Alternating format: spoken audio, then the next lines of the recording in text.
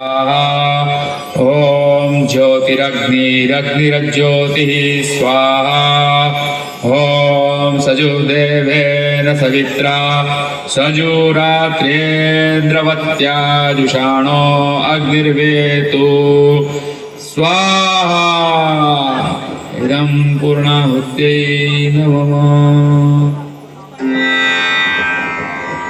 मैं याज्ञ से हूँ जिसका उद्भव यज्ञ से हुआ। पांचाल नरेश द्रुपद ने द्रोणाचार्य से अपने अपमान का प्रतिशोध लेने के लिए यज्ञ कराया। इसी यज्ञ से मेरा और मेरे भाई धृष्टद्युम्न का जन्म हुआ। मेरा नाम कृष्णा रखा गया। कृष्णा द्रुपद कुमारी द्रौपदी पांचाली जिसने गर्भपीड़ा नहीं सही, किशोरावस्था नहीं देखा, सीधे युवती के रूप में जन्म लिया। मेरे जन्म का लक्ष्य था प्रतिशोध, धर्म की स्थापना, क्षत्रियों का संहार।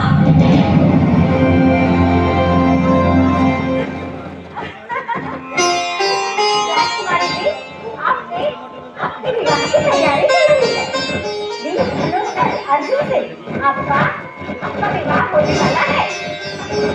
देख रहे हो तुम, विवाह हमारा होने वाला है और प्रसन्न हमारी सखी अलबेली हो रही है। तुम मुझे चिढ़ा रहे हो? ठहरो, मैं तुम्हारे पंख नोच लेती हूँ। सखी अलबेली, सुनो उसे, मित्रता करो उसके साथ, क्योंकि अगर मेरा विवाह होता है तो मेरे साथ तुम तो जाओगी ही, उसे भी जाना होगा, इसलिए मित्रता करो उसके साथ।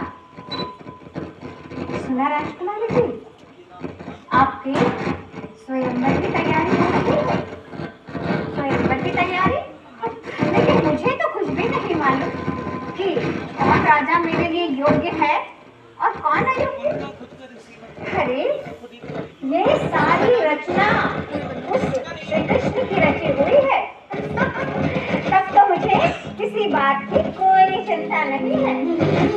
चिंता तो है राजकुमारी जी, जल से भरे पात्र को देखना है नीचे और ऊपर पहिए पर घूमती मछली की आंख पर निशाना लगाना है। क्या कहा? जल से भरे पात्र को देखना है नीचे और निशाना साधना है ऊपर पहिए पर घूमती मछली की आंख पर। हाँ राजकुमारी जी, यही तो समस्या है। अगर आपके मन में कोई दुविधा है, कोई कल्पना है, तो कहिए राजकुमारी जी, कहिए। कहें कोई अनर्थ ना हो, विलंब ना हो। अलबेली, मेरे मन में जो है उसे तुम्हें कैसे बता दूं? हाँ? कहो तो। मेरे मन की कल्पना वो कैसे कहूं? मेरे मन में है सावरिया तो है कैसे मैं बताऊं अलबेली। मेरे मन में है सावरिया तो है कैसे मैं बताऊं अलबेली। पल पल मैं तो मगन हो जाऊं अलबेली। पल पल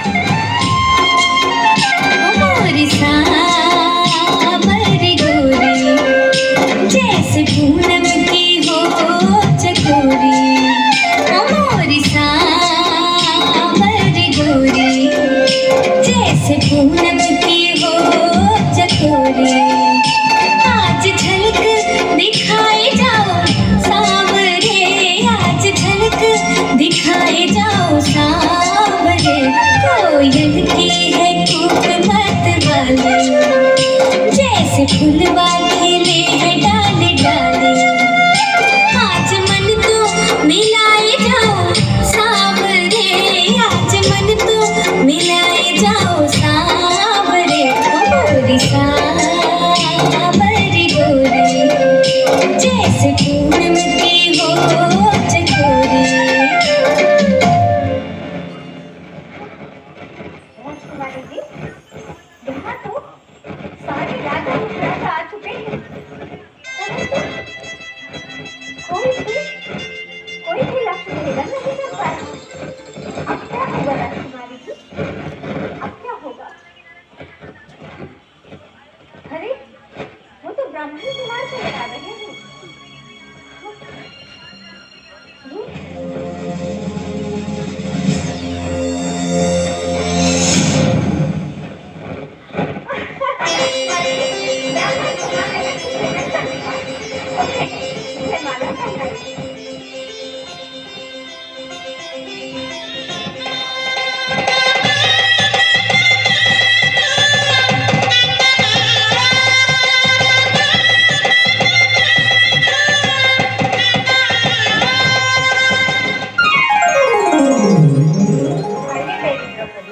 अब हम अपने कुटिया में चले।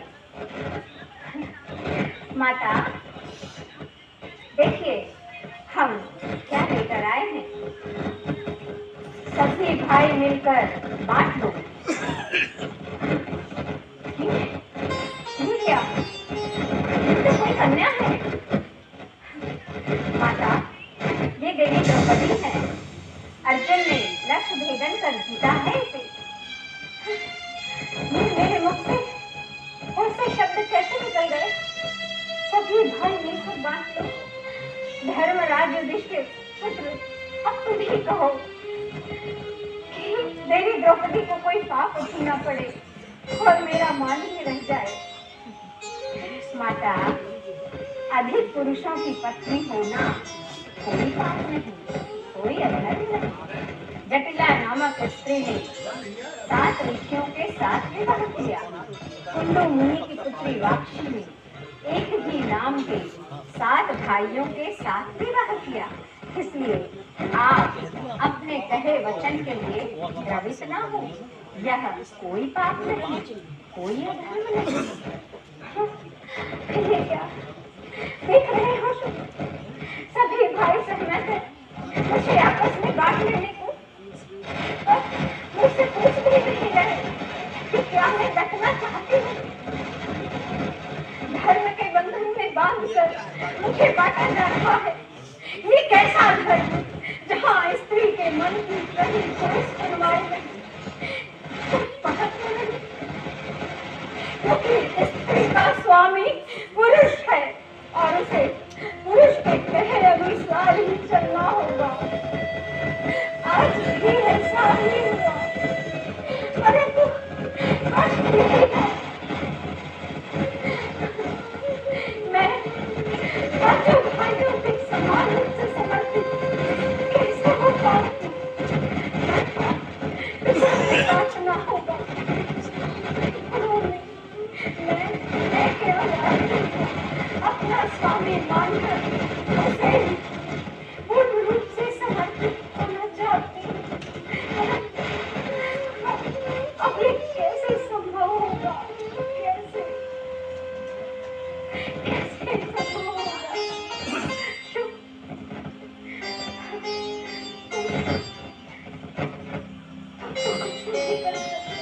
हाँ, मैं भी कुछ नहीं कर सकती क्योंकि मुझे धर्म में चलना होगा। मैं धर्म का बंधन तोड़ नहीं सकती।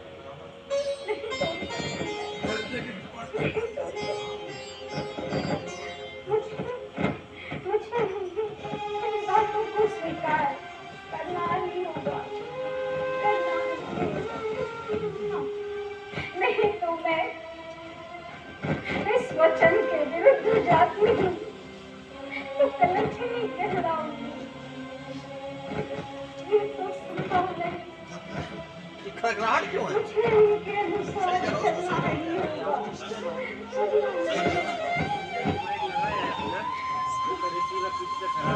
अपनी पीड़ा में किससे कहूँ मैं अपनी पीड़ा?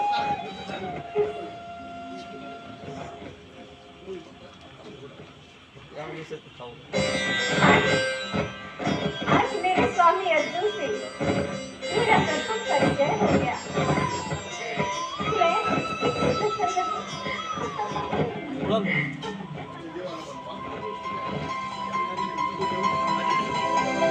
सांसों में सरगम गाए तराना, महके हैं आंगन, बहके हैं चंदन। सांसों में सरगम गाए तराना, महके हैं आंगन, बहके हैं चंदन। सांसों में सरगम तो जीवन में बनके बुआई, प्रेम सुधा रस की धारा। तुमसे छुपा के मैं तुमको ही पालूं, जी भर तुमको चाहूं। सांसों में सरगम गाए तराना, महके हैं आंगन, बहके हैं चंदन। सांसों में सरगम।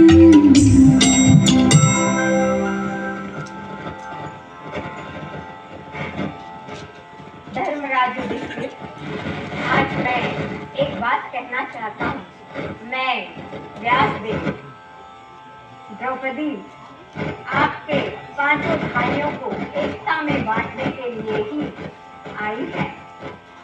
जीवन में कलह ना हो, इसके लिए देवी द्रौपदी के समय को बांटना होगा।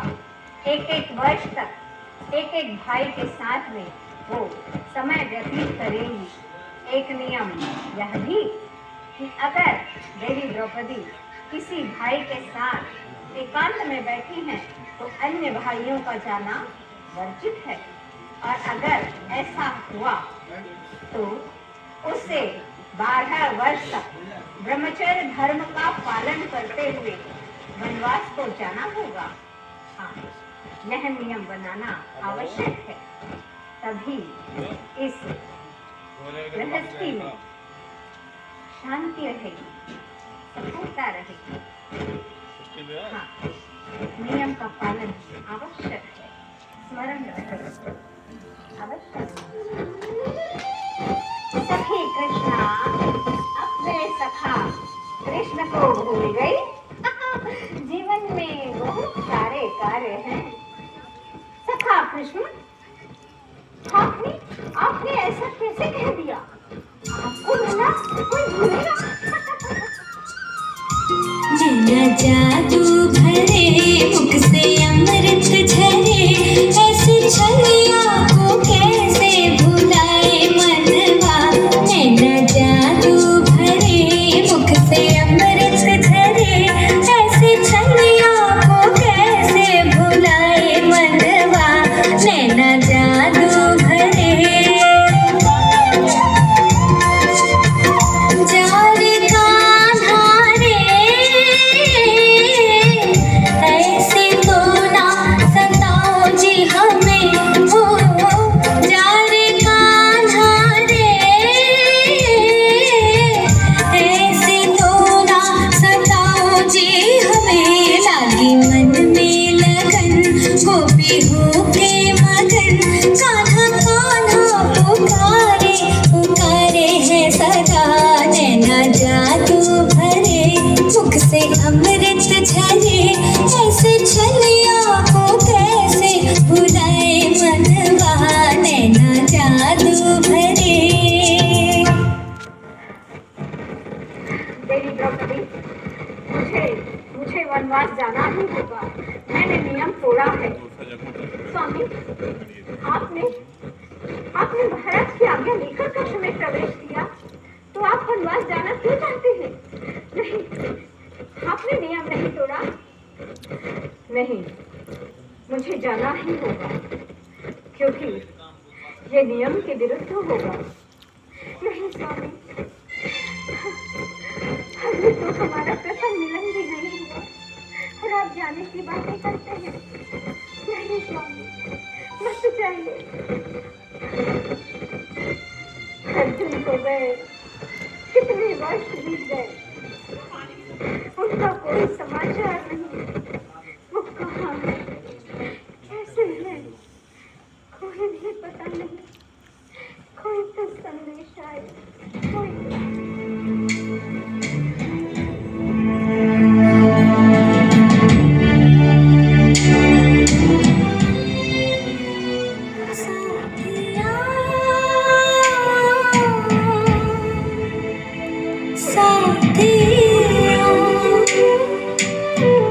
पीर न जाने तुमने तो आ जाओ साथिया, साथिया। पीर न जाने तुमने तो आ जाओ।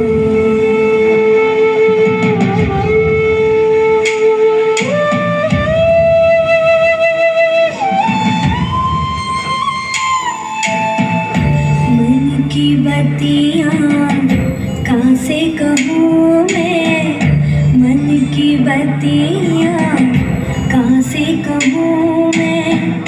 तुम बिन ऐसे कैसे जीऊँ मैं, तुम बिन ऐसे कैसे जीऊँ मैं। साथिया,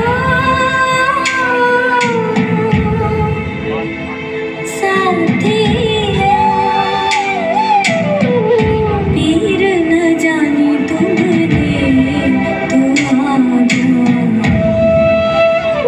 साथिया।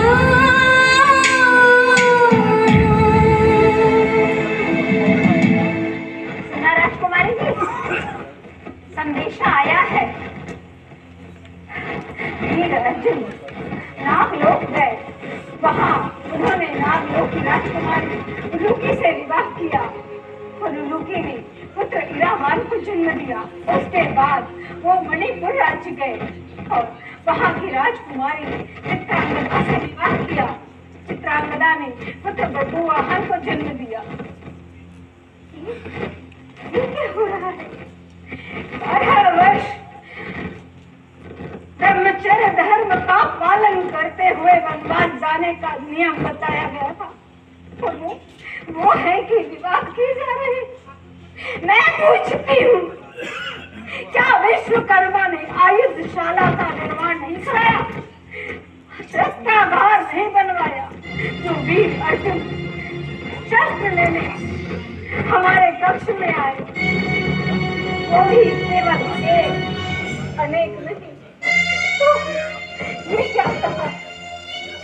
क्या नहीं, प्रश्न करना भी अनुचित है। किसी करूँ मैं प्रश्न? कौन सुनता है मेरी? मैं उनके भाइयों के पास उन्हीं के स्मरण में दिन बिता रही। वो है कि विवाह की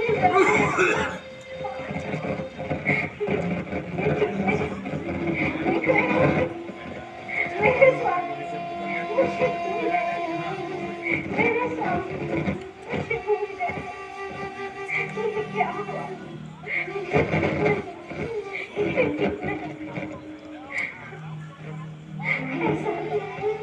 ऐसा मैंने सोचा नहीं था। कोई कल्पना भी नहीं, कुछ नहीं।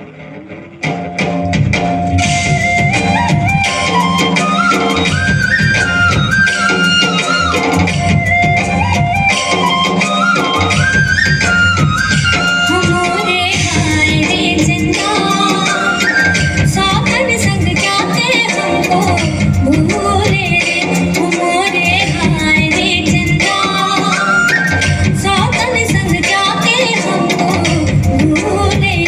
हमारी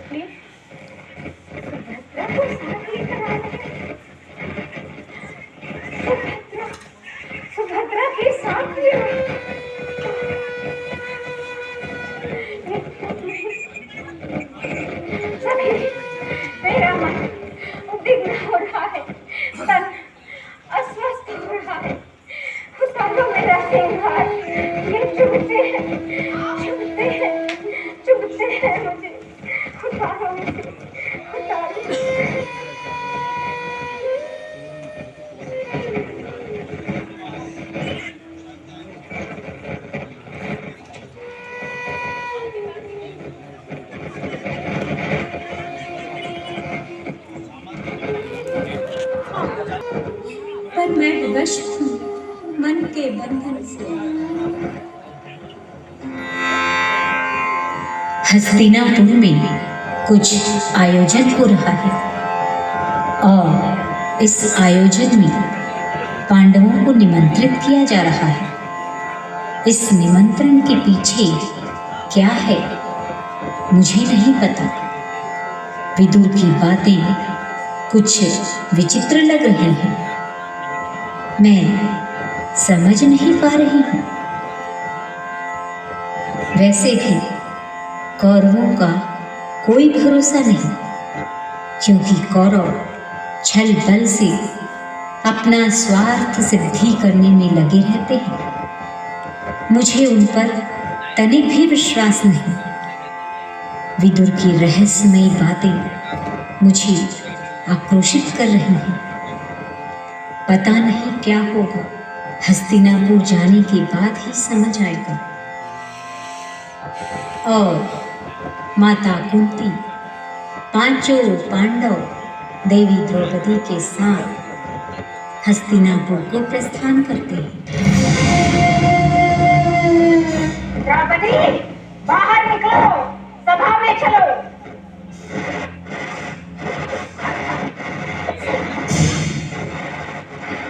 मैं कहता हूँ बाहर निकलो और सभा में चलो।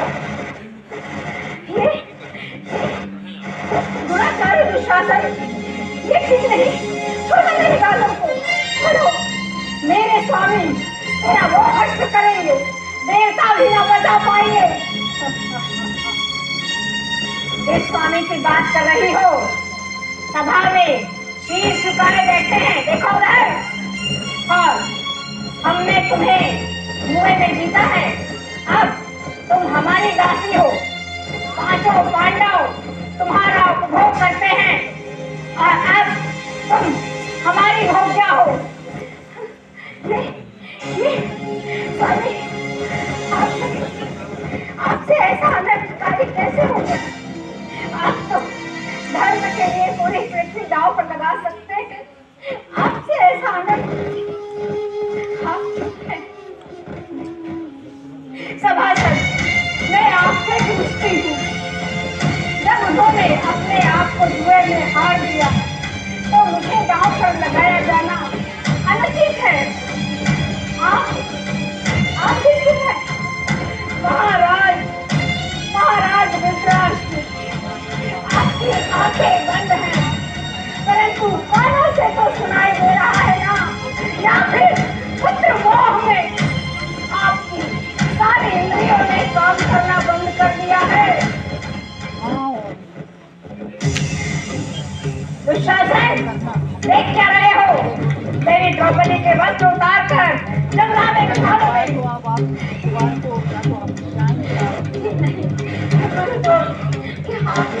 आपने अपने शिक्षक को ये शिक्षा दी। आपने गुरुवंशियों की रक्षा के लिए प्रेरित किया है।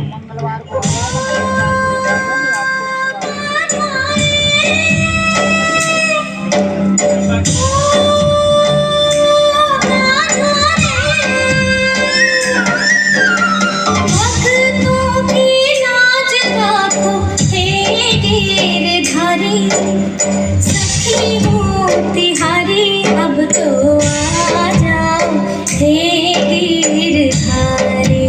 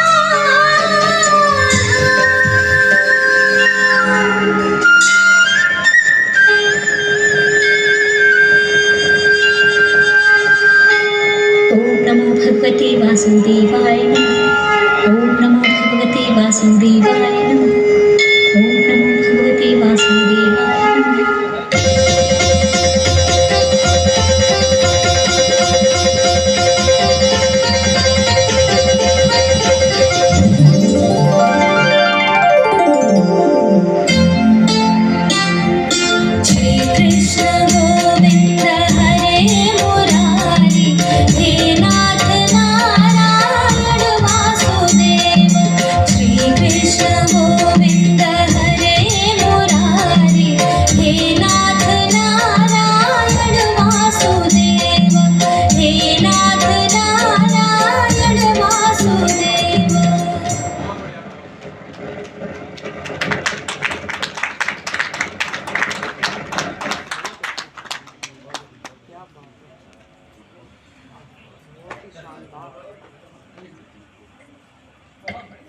हेलो।